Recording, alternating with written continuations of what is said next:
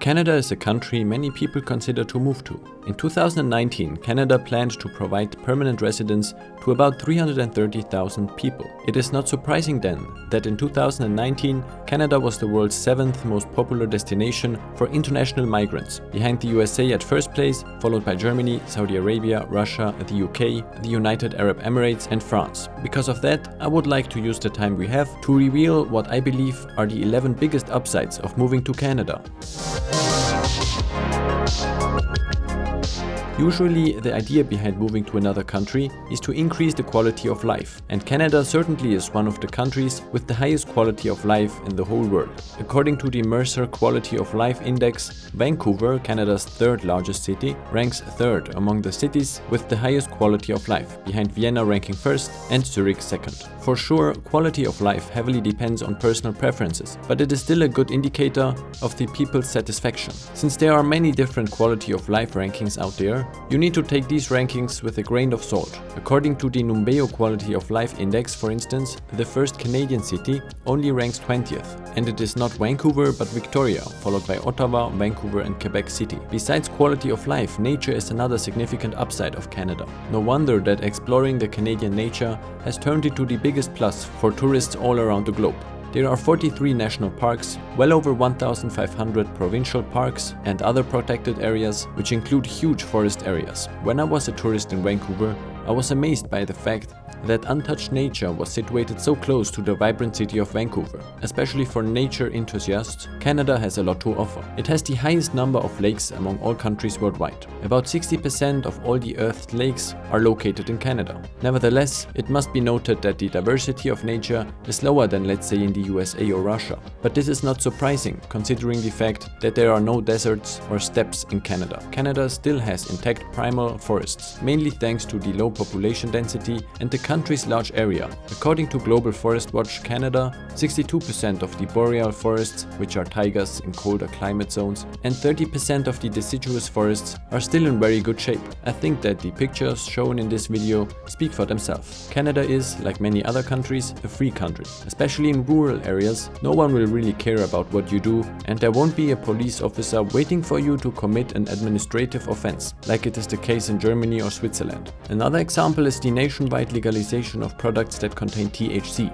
However, critical voices say that freedom of expression has suffered in recent years. The consistent, deliberate use of a false gender pronoun may result in criminal prosecution. Over 81% of Canadians live in cities and their metropolitan areas. Therefore, with a population of about 38 million, Canada has 5 cities with a population of over 1 million each. More than a third of the total population lives in these 5 cities, namely Toronto, Montreal, Vancouver, Calgary and Edmonton. This means that in Canada, you can enjoy an exciting city life with all its pluses, have the possibility to live in Canada's wide uninhabited areas and everything in between. Let me mention that in Switzerland this is not the case, since there are countless small villages distributed all over the country and you won't find truly untouched nature. So you see that in Canada you can follow many different lifestyles. Worldwide, Canadians are known for being friendly. I definitely noticed that when I was visiting Canada. Here's why. Even in Vancouver, a city inhabited by millions of people, the bus driver greets every passenger getting on or off the bus. I also noticed that when a bus arrives, people automatically line up in a queue to make the process of onboarding the bus more efficient. But that's not all. When someone drove through the city in a pickup truck that had the tailgate opened and stopped at a traffic light, a pedestrian simply walked up to the pickup truck and closed the tailgate. This may not sound too spectacular, but in many other countries, people just won't care.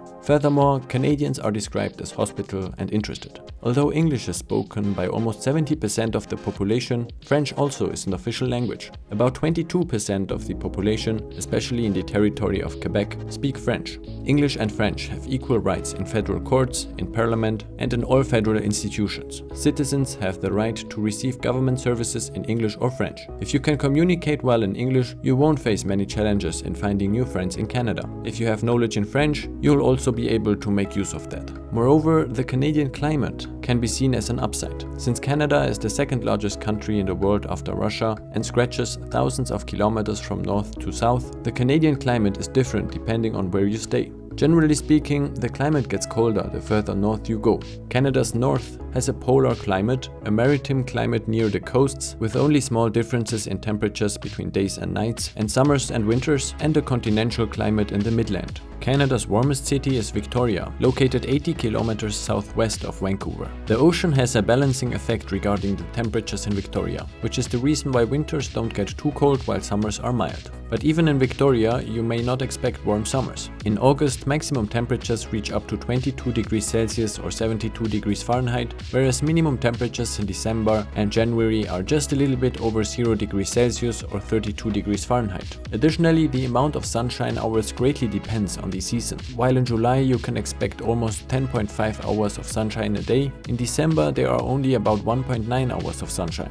In Calgary, a Canadian city in the Midlands, summers are slightly warmer with a maximum temperature of 23.2 degrees Celsius or 74 degrees Fahrenheit, but winters are significantly colder, with lowest temperatures reaching to a jaw-dropping negative 13.2 degrees Celsius or 8 degrees Fahrenheit in January. Canada is also known for its good healthcare system. As in many countries around the globe, you won't have to fear bankruptcy in case you get ill severely. Hospitals are well equipped and the government looks after you.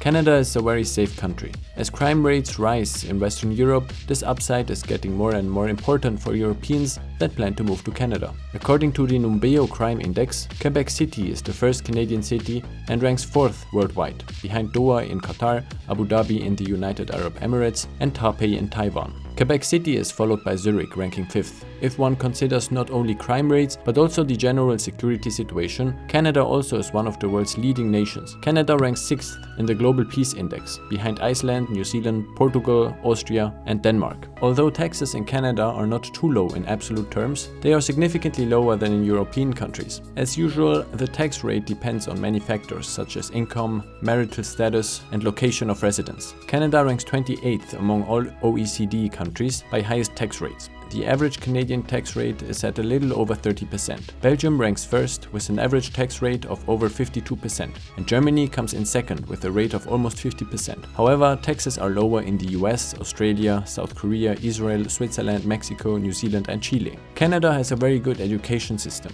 which is also one of the factors that contributed most to the fact that Canada ranks 4th worldwide in the International PISA education comparison, behind Singapore, Hong Kong, and Japan. Canadians scored particularly well in reading comprehension. So if you plan to move to Canada with your children, they will be very well looked after in Canadian schools. Of course, there are also some downsides when it comes to moving to Canada. The climate, for example, doesn't fit everyone, and the fact that Canada only borders the USA makes it difficult to travel to other countries. If you want to know more about the process of moving to Canada, please have a look at my video that targets this topic. You will find the link down in the video description. Don't forget to subscribe to the channel for free to not miss any new videos about the world's interesting cities and countries. Thanks for watching.